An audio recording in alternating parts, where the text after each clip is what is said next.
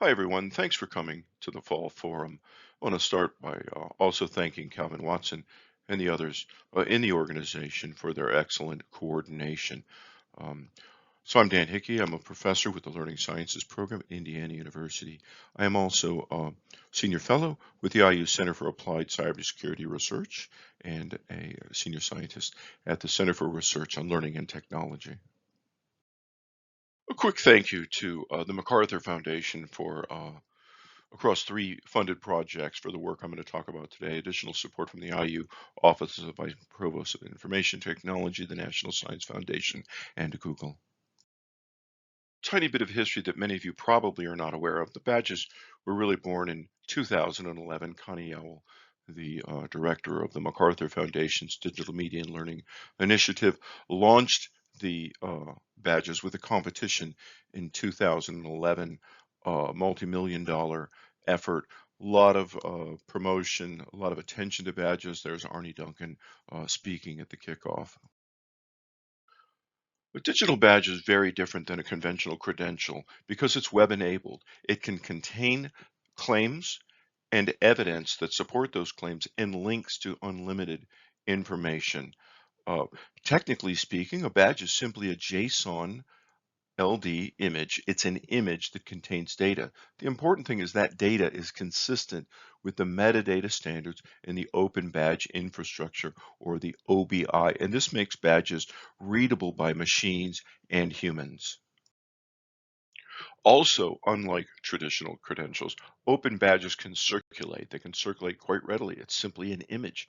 So you can attach it to an email, you can share it over social media, and because they're both machine and human readable, anyone can see this evidence. So this enables learners to find opportunities. Institutions can sort of broadcast their learning and their education. Employers can communicate needs and find skills. Together, these create a badge-based learning ecosystem. This is the fundamental thing about badges, is that they're intended to create what we've called a badge-based learning ecosystem. And this will be very important in light of the report that was presented last year at this event.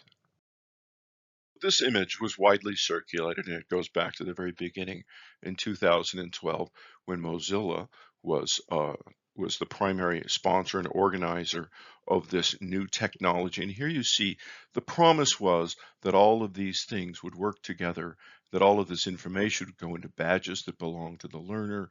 The learner could put them in their backpack. From the backpack, they could be shared out of all these other things, and that would lead to jobs and opportunities and new privileges. The challenge, of course, is that this required a lot of things to be put into place.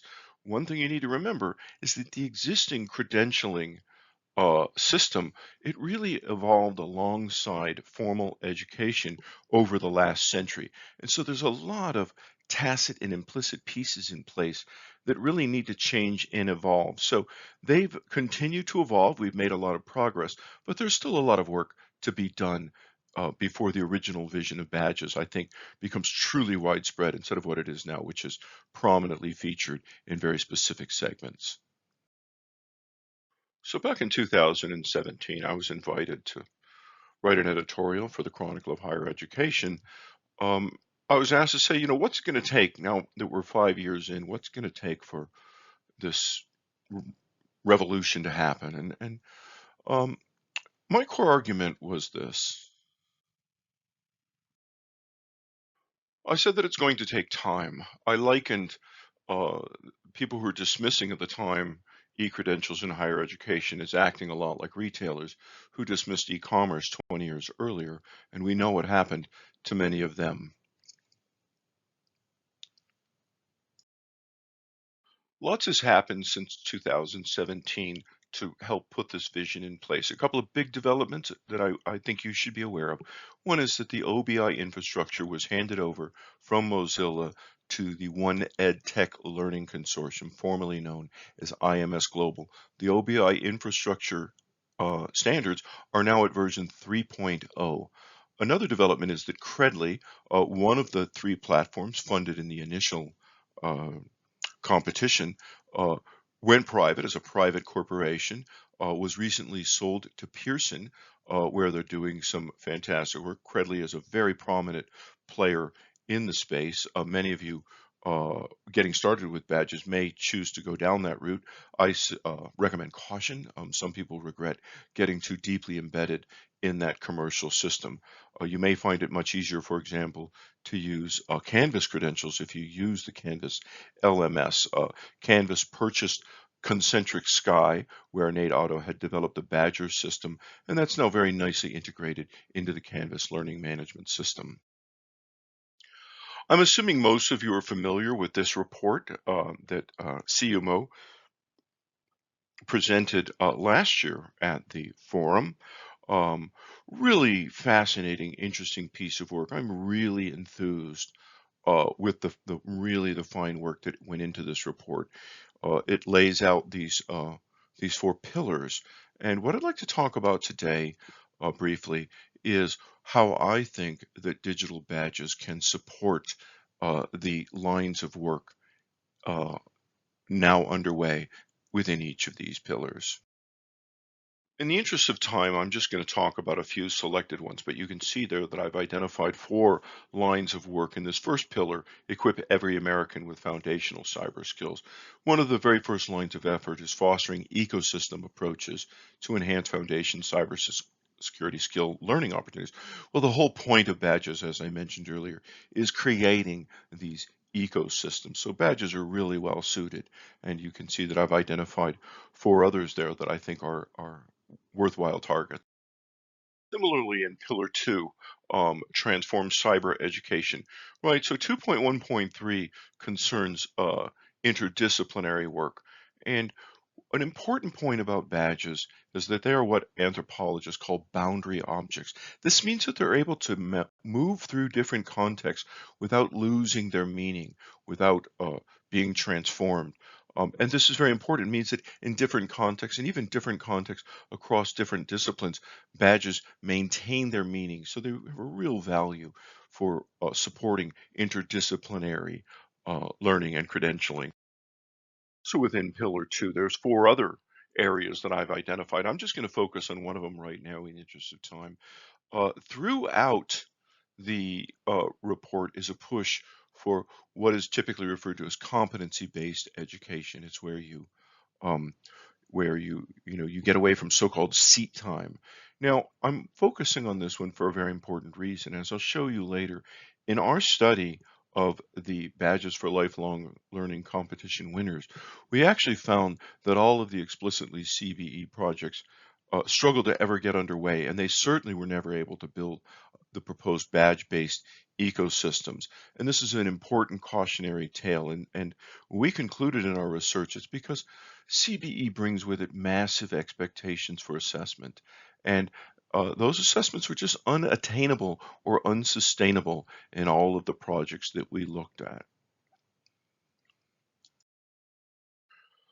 And then finally, under Pillar 3, expand and enhance America's cyber workforce.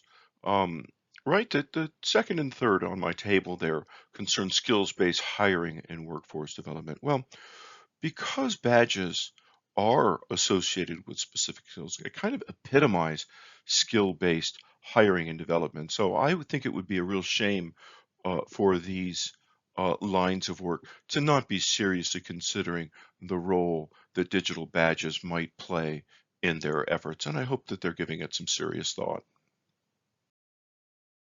So now I'm going to shift gears a bit.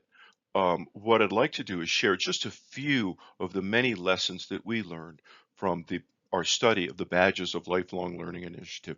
With the support of the MacArthur Foundation, we ran the Design Principles Documentation Project from 2012 to 2016, where we looked at these 30 funded projects of roughly $200,000, more or less, um, to put into place uh, basically badge-based ecosystems using this newly available technology. Right, so they received over 600 proposals. They ended up funding 29 projects, a total of 30 badge systems, and three different platforms. So there's the sort of a visual representation of these 29 organizations that were funded uh, in this initiative. One of our most general conclusions is that badges work better in some places than others. Um, Here we see what became, five of these 30 projects never got off the ground. Like they never built a badge system. Eight of them had a very different system. Only 16 of them succeeded in building the proposed badge system, but only 11 of them were able to establish the broader badge-based ecosystems that they envisioned. Right, so again, this is a cautionary tale. Before you invest a huge amount of money in a badge system, you want to look at what worked and what didn't work in other systems. This is kind of a common sense finding, but we think it's really important, and that is that the badges only proposals, where they basically overlaid badges where content and technology, website and such already existed, naturally were more successful. We see that the badges only, six of them were able to implement the badge system. And when it was badges and technology, eight of them were able to implement their intended system. Whereas on the right, we can see that when they had to build the badges and the technology, the websites and everything, and the content, only two there in green actually were able to implement. So I'm going to give you access to all of this information in a few more slides, but I just want to give you an idea of the kind of design principles that we document in here. Badges work better as informal credentials. The organizations, five of the organizations that attempted to associate formal school credit with their badges, only one of them succeeded. And it's interesting to see the reasons why the others were unable to implement. Now, this is a topic that's very, very interesting to me. At this time, there was no formal endorsement in the OBI 1.0 in the open badge infrastructure. And the six of the projects that tried to gain external endorsement for their badges failed to gain that external endorsement for very different but very relevant reasons. Now, this was early on.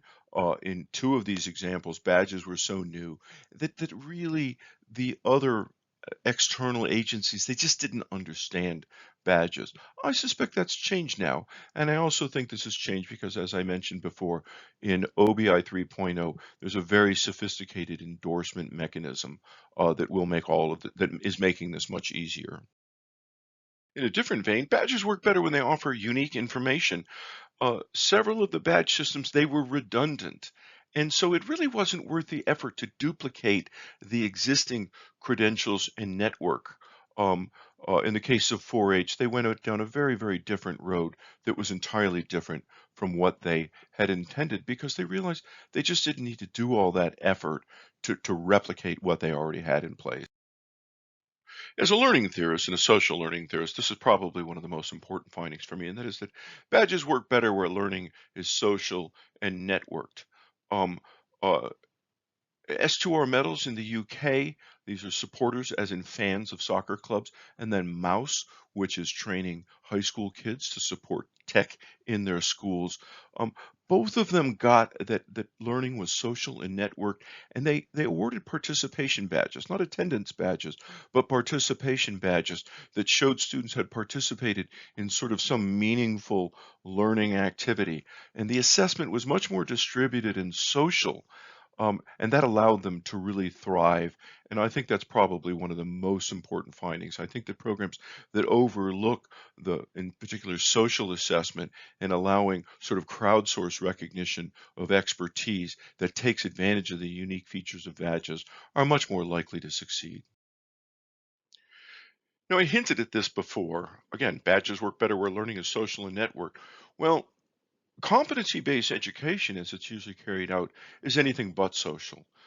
If you, my child, for example, is a student at Western Governors University, and most of their work is carried out in isolation from others, and it isn't terribly networked, and that's typical of many competency-based systems. And so, one of the things that competency-based education demands is massive amounts of assessment because you're putting huge demands on systems to assess the competency of individuals. And that was why a number of these projects really never got off the ground, because they made really unattainable or unsustainable expectations for assessing individual competency. And there you can see some of the related reasons why the competency-based systems never really managed to get off the ground. So I think there's some very important cautionary tales if the federal government goes forward considering using badges to support some of those pillars in this new effort. So let me shift gears again. Um, Thanks to the MacArthur funding, we really had the support we needed to really spend a lot of time thinking about what we've learned from this and sharing those insights. And so my lab's blog, Remediating Assessment, has this post from 2021 that you can access that has links to copies or preprints of a bunch of the resources that came out of our work. And there you can see that is the bit.ly link, RMA badges, remediating assessment badges at bit.ly. One set of resources are these Where Badges Work Better reports. There's this brief at EDUCAUSE.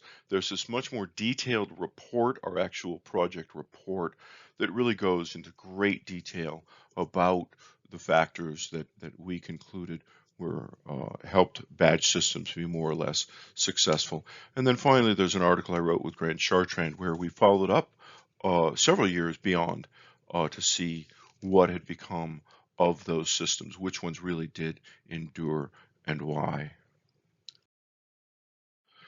Um, Building on what I mentioned before, there's several resources in there about endorsement 2.0. Endorsement was introduced in the OBI 2.0 metadata standards. These allow you, again, an organization can put up an endorsement page and add that endorsement to a badge before it's issued. After a badge is issued, for example, a member of that organization can go in and interrogate that evidence and those claims and add a personal endorsement. So we've written about that in several places. The Google-funded BOOC, the Big Open Online course we did, we really pioneered and showed how powerful endorsement can be when it's used. Now, one of the reasons that Connie Yowell was kind enough to support me in these efforts over the years is because I connected with her early in my career over her dissertation, which studied new models of motivation. And I have been frankly, a situative motivation theorist for quite a few years now. And that led me to come up with really what I considered 7 arguments about motivating learning with digital badges. This is fairly advanced work, but those of you who care about motivating learning, um, badges are basically a game changer. And in particular, this obsession with characterizing badges as extrinsic incentives, as has often been the case, I've concluded is simply misplaced and problematic. Just as digital badges has forced us to rethink motivation, they've also forced us to rethink validity. Carla Casili, a very influential scholar in this space early on, really convinced me um, early on in this work that we really need to stop thinking about validity and thinking more about credibility. It doesn't matter how scientifically valid your badges are. If they're not credible to the audience they're intended for, they're not going to do their job. So we've elaborated on that issue there. And then this handbook chapter really captured sort of the takeaway really um, over about 10 years. This came out in 21. Um, and what we've done here is we've outlined the transformative function of badges in 3 different categories. And this is helping move organizations and ecosystems from measuring achievement to capturing learning. For instance, capturing much richer evidence of learning. Likewise, badges move ecosystems from credentialing graduates to recognizing learning. And as we elaborate in the chapter, recognizing learning, openly recognizing a much broader range of competencies, broader ranges of proficiencies, and recognizing opportunities for learning. Traditional credentialing systems don't make it easy for people to find opportunities to learn, while badges circulating in social networks do precisely that. Because your peers see them and say, oh, not only did you learn this, here's how you learned it. How do I do that? So it's a very powerful way of transforming ecosystems. And finally, we move away from accrediting schools to endorsing learning. Again, this is this elaboration on endorsement, which is now quite available and something that I hope folks will consider implementing with new badge systems. So I will say, right, so my work in cybersecurity really kicked off around 2019. I'm just wrapping up my fourth externally funded project in cybersecurity education. Um, and that was really after the badges work, the funding for the badges work had expired. So these are really two separate strands in my work. There's actually remarkably little published research on open badges in the cybersecurity world. There's a very nice system in place at Pomona College. Recently retired Ronald Pike and his colleagues are doing very interesting work there that is worth taking a look. And there's really just a handful of other articles out there. I'd love to hear more. If you know of research or systems in place, please let me know. I'd love to sort of get caught up on what's out there. I know that there are lots of cybersecurity badges, but I also know, for instance, at my university, one of the cybersecurity badge systems seems to have stalled out. It's literally the link is dead. So um, I'd love to hear what people are up to. So I want to thank you very much for your attendance and your interest. There again is the resource, the landing page. There are a lot of other badge-related articles at Remediating Assessment, and there's my email address, dthickey@iu.edu. Feel free to get in touch with me if you have something more questions, or if you want to look at if there's anything you want me to be aware of as I try to stay on top of this unfolding development. Thank you very much.